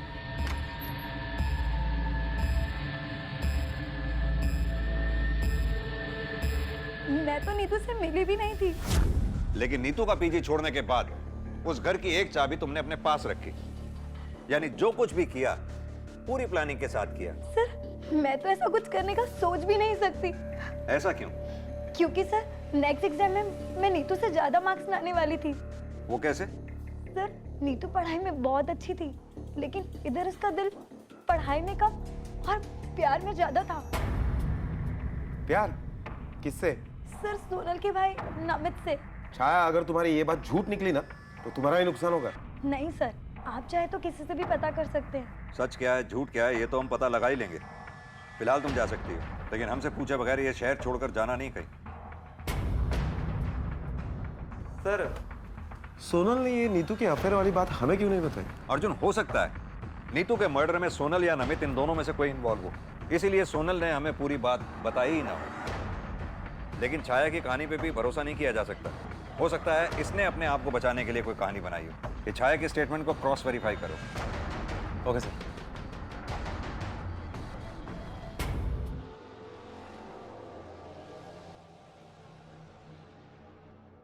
बहरहाल अब सोनल से सख्ती से पूछताछ की जाने की जरूरत थी, जिसके लिए पुलिस ने उसे दोबारा पुलिस स्टेशन बुलाया। सर ये आप क्या कह रहे हैं सर? मैं और मर्डर? नहीं सर, मुझे तो नमित और नीतू के अफेयर के बारे में भी नहीं पता था। सर आपको किसी ने झूठी इन्फॉर्मेशन दी है। बस, ज्यादा होशियारी नहीं, सीधी तरह से ये बताओ कि तुम्हारा भाई नमित इस वक्त है कहाँ पर? सर मेरे और नीतू दी के बीच कोई अफेयर नहीं था। बेटा, ये भाई बहन के रिश्ते को बीच में लाके बचने की कोशिश मत कर। अगर ऐसा था तो फिर नीतू के हाथ में हाथ डालकर क्यों घुमा करता था? सर अब मैं क्या बताऊं आपको?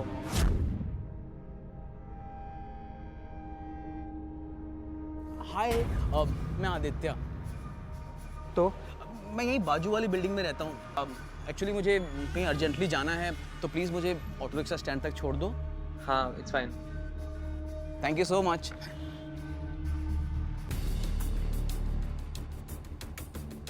मैं तुम्हारे कंधे पे हाथ रख लूं? एक्चुअली बाइक पे मुझे बहुत डर लगता है ना, कहीं मैं गिर गया तो। आइला, तुम तो सच में बहुत भुजंग बाहु हो। सर एक दिन मैंने उसकी हेल्प क्या कर दी, वो तो पीछे ही पड़ गया। दूसरे दिन आके आई लव यू बोलने लग गया। मैं ये बात सोनल दी को कैसे बताऊं, मुझे समझ ही नहीं आ रहा था सर। सर मेरे और नीतू दी के बीच ज़्यादा एज डिफरेंस नहीं था और मेरी उनसे बॉन्डिंग भी अच्छी होने लगी थी। तो एक दिन मैंने सब कुछ नीतू दी को बता दिया।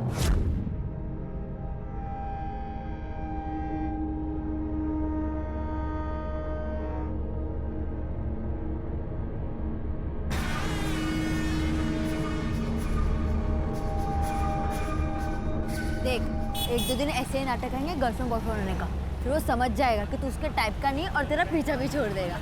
ये सही है। इस नाटक के बारे में सोनल को मालूम था? नहीं सर, सोनल दी को इसके बारे में कुछ नहीं पता था। मतलब तेरी कहानी सच है या नहीं, इस बात का कोई सबूत या गवाह है ही नहीं। जो गवाह थी नीतू, वो मर चुकी है। मतलब तेरी कहानी झूठ भी हो सकती है, कोई बात नहीं। अब तेरी कहानी का सच आदित्य बताएगा। नहीं सर, नहीं सर। मारेगा मत सर, मैं बर्दाश्त नहीं कर पाऊंगा सर। तो फिर सच सच बता, तेरे और नमित के बीच में सीन क्या चल रहा है? सिर्फ सीन नहीं सर, ये तो हमारी एक अधूरी प्रेम कहानी है। और इसी अधूरी प्रेम कहानी को पूरा करने के लिए तूने नीतू को मार दिया? नहीं सर, मैं तो खुद के काटे मच्छर को भी नहीं मार सकता हूँ सर, तो मैं नीतू की जान कैसे ले सकता हूँ? क्यों? प्यार में तो लोग दूसरे की जान तक ले लेते हैं। सर प्यार में जान लेना सच्चा प्यार नहीं होता, हैवानियत होती है, वैशीपना होता है। अरे प्यार में तो लोग जान तक लुटा देते हैं सर। अब पुलिस के सामने सिर्फ दो संभावनाएं बनती थी। पहली, सोनल और उसके भाई नमित में से किसी एक ने या फिर दोनों ने मिलकर नीतू का कत्ल किया था, या फिर नमित से एक तरफा प्यार करने वाले इस लड़के आदित्य ने नीतू को नमित से दूर रखने के लिए उसे मार दिया था। पुलिस ने इन दोनों संभावनाओं को खंगालने की कश्मकश शुरू कर दी, लेकिन वो इस बात से अनजान थी कि जल्द ही उन्हें इस मामले से जुड़ी अब तक की सबसे बड़ी खबर मिलने वाली थी। एक minute sir. Hello, okay, thank you sir. अभी अभी इंफॉर्मेशन मिली है कि केदार के एटीएम कार्ड से नासिक के एरिया से पैसे निकाले गए हैं। नासिक पुलिस को इन्फॉर्म करो, नासिक निकलने की तैयारी करो। सर ये रूम में है, ये रूम में। धोखा दी तू मेरे को? हाँ, मैं पागल वागल नहीं हूँ। छोड़ छोड़ छोड़ मेरे को, छोड़। फसौलस तू मला, धोखे से लेके आई मेरे को इधर। फसौलस तू? हाँ, अरे छोड़ छोड़, मैं पागल नहीं हूँ।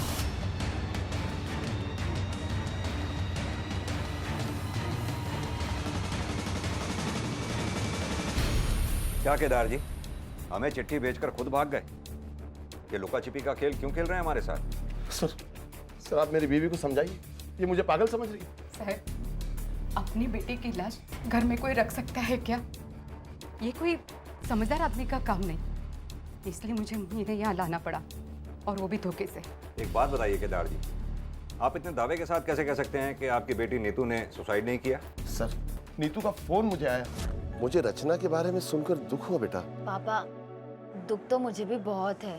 बस जिंदगी में कठिन समय तो हर किसी के जीवन में आता है, पर उस कठिनता से उबरने के लिए ऐसा सुसाइड नहीं करना चाहिए, गलत कदम है। जब मुझे नीतू की मौत की खबर मिली तो मुझे इस बात का पूरा यकीन था कि मेरी बेटी कुछ भी कर सकती है, लेकिन आत्महत्या नहीं करती। और यही बात मैंने कविता से भी कही।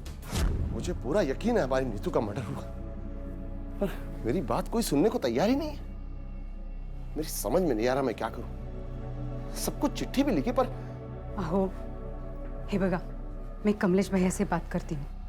उसका एक दोस्त नासिक में विधायक है, वो हमारी जरूर मदद करेगा, और नीतू का दोबारा पोस्टमार्टम भी हो जाएगा।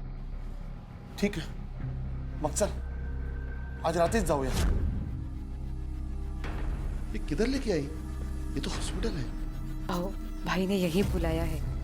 मुझे लगा कि इन्हें मेंटल हॉस्पिटल में भर्ती करके मैं वापस चली जाऊंगी। नीतू का अंतिम संस्कार करूंगी, ताकि नीतू की आत्मा को शांति मिले।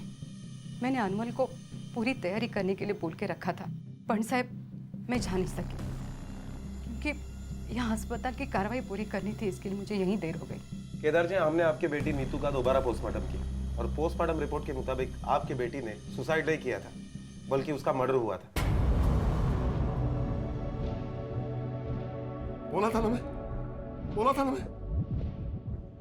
आप बताइए कविता जी, आप क्यों भाग रही हैं? सर, मैं डर गई थी।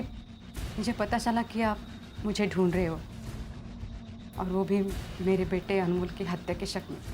साहब, मैं अपनी छोटी बेटी को इससे दूर रखना चाहती हूँ। क्या हुआ अनमोल? अनमोल को क्या हुआ? बोल, अनमोल को क्या हुआ? सर, मुझे लगता है अनमोल के मर्डर से बचने के लिए अपने बीबी के साथ मिलकर केदार ने मेंटल होने का नाटक किया होगा, ताकि अगर हम उसे पकड़ भी ले तो मेडिकल ग्राउंड पर उसे सजा में कुछ राहत मिले। अर्जुन, ये हो भी सकता है और नहीं भी। अर्जुन, हमें हर सस्पेक्ट, हर गवाह से फिर से पूछताछ करनी होगी। हो सकता है कुछ हाथ लगे। साहब, जब केदार जी के घर उनकी बेटे की लाश मिली तो उसके एक दिन पहले मैं दुकान बंद कर रहा था, तो देखा बैद जी के घर के सामने एक सफ़ेद रंग की गाड़ी चक्कर लगा रही थी, लेकिन वो एम्बुलेंस जैसी थी जिस पे आरटी हॉस्पिटल लिखा हुआ था। साहब, मैं 2 दिनों से शिरडी गया हुआ था, शिरडी से आज ही वापस आया हूँ सुबह। Thank you sir. ठीक है सर, जिस दिन अनमोल का मर्डर हुआ था उसी दिन आरटी हॉस्पिटल की एम्बुलेंस पूना से खोपोली जा रही थी। वही एम्बुलेंस केदार के घर पर भी दिखाई दी थी। सर, पूना से खोपोली जाने वाले टोल नाके पर जो सीसीटीवी कैमरा है उससे हमने फुटेज निकाली और उससे ये फोटो निकाला। ये दोनों भी हॉस्पिटल के एम्प्लॉय नहीं है। फिर पूना पुलिस से पूछताछ करने पर पता चला है कि दोनों हिस्ट्री शीटर्स हैं, अजय और बद्री। सर, मैंने अपने खबरियों को काम पर लगा दिया है।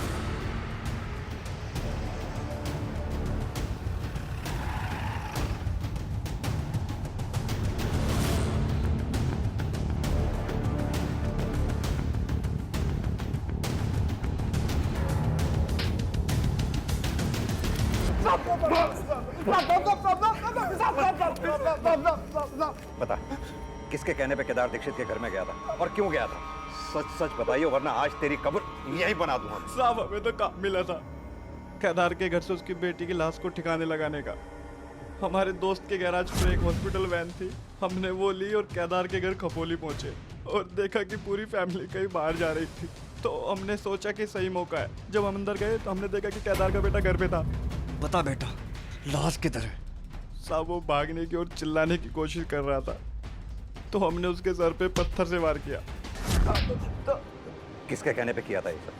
बट आदित्य नाम बताया था साहब उसने अपना।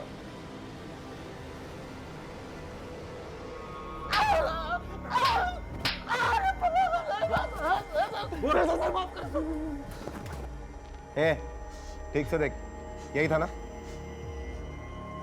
नहीं साहब, ये नहीं था वो। ध्यान से देखे से। साहब, सच में ये आदमी नहीं है। साहब, मैंने कुछ नहीं किया था। अर्जुन, वो आदमी जो भी था बहुत चालाक है। उसने असली नाम नहीं बताया इसे। वो आदमी जो भी है नीतू को भी जानता है और इस आदित्य को भी। हो सकता है वो आदित्य को फंसाना चाहता हो, और ये भी हो सकता है कि वो आदमी उस सोसाइटी से रिलेटेड हो।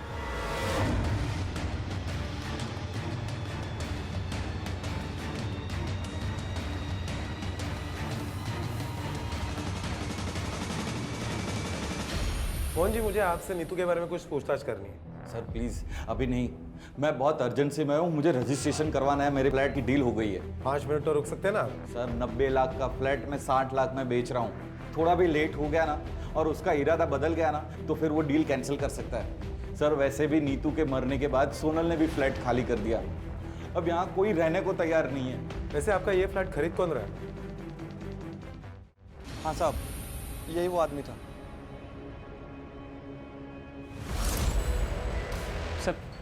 सर कौन है ये? मैं नहीं जानता इसको सर। सर मेरे घर की डील है सर, मैं बाद में मिलता हूँ सर। पता है हमें, तू मोहन का घर खरीद रहा है ना? हाँ? 90 लाख का फ्लैट 60 लाख में जो मिल रहा था तुझे, रचना के सुसाइड करने के बाद उसके बाप ने अपना फ्लैट आधे दामों पे जो बेच दिया था। 60 लाख का घर उन्होंने सिर्फ 40 लाख में बेचा। वहीं से ये आइडिया आया था ना तुझे? लालच आ गया था मुझे। नीतू के फ्लैट की एक डुप्लीकेट चाबी मेरे पास थी, उसके फ्लैट के ऊपर एक खाली फ्लैट था जिसकी भी चाबी मेरे पास ही रहती थी। फिर रात को मैं वो खाली फ्लैट में रुक गया और फिर अगले दिन दोपहर में जब बाहर कोई नहीं था, सर मुझे पता था कि नीतू फ्लैट में अकेली है। मैं मौका देखकर उसके घर में घुस गया।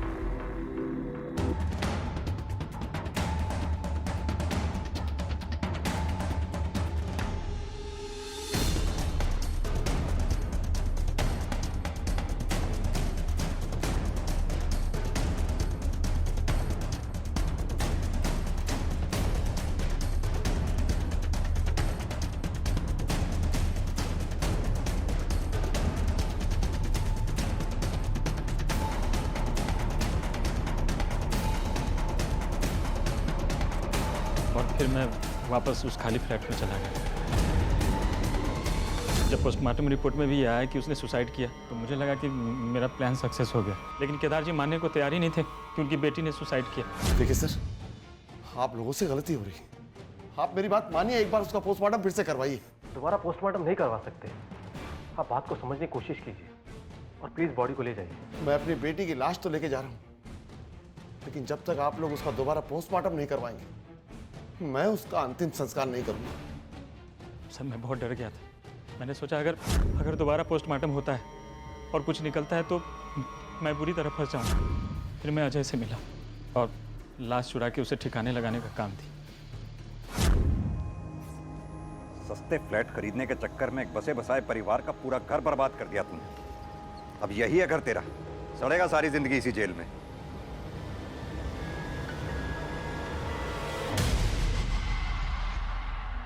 अपने 2-2 जवान बच्चों को खो देने, घर से बेघर होकर मारे मारे फिरने और अपने पूरे परिवार के बर्बाद हो जाने की कीमत पर यह इंसाफ केदार दीक्षित को बहुत महंगा पड़ा।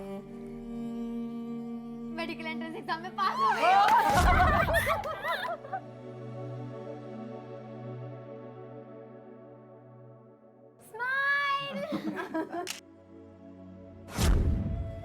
आप सही थे, आपकी वजह से नीतू का हत्यारा तो मिल गया, लेकिन अनमोल का क्या?